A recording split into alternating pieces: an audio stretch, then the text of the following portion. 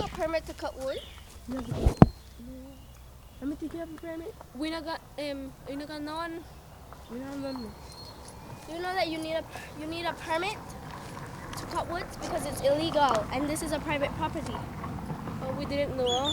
What you just saw was part of a skit that students of St. Agnes Primary School in La Democracia presented today as part of a storytelling competition held by the Wildlife Conservation Society. The school is one of 6 that are, over the next few weeks, vying for title and prizes from the non-government organization. The young actors must convincingly show not only how human behaviors destroy, but also preserve the forests, particularly in areas that comprise the Maya Forest Corridor that stretches across this region.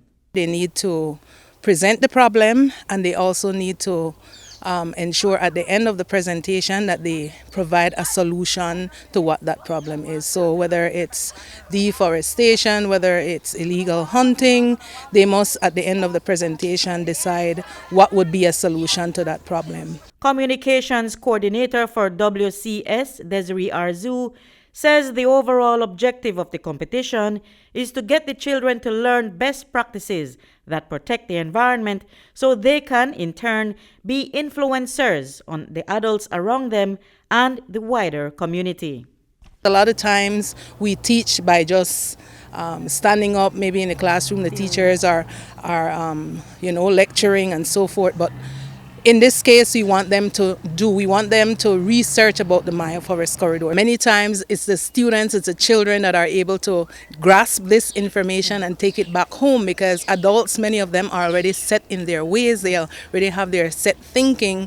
But if students can learn on their own and come up with ideas how they can better the environment, how they can better conservation, they are able to take this message to their parents, who will be more willing to listen to that message. The students, they came up with the title, Know the Facts Before You Tamper with the Wonders of the Mystical Forest. We have different characters. We have the jaguar, the tapir, the birds. Our first scene was where the hunter was hunting birds, a lot of birds for him to eat, and then he got caught by the rangers along with some illegal woodcutters. And then they were able to find out information that they didn't know, that they needed a permit. So that was what the rangers, they explained to them.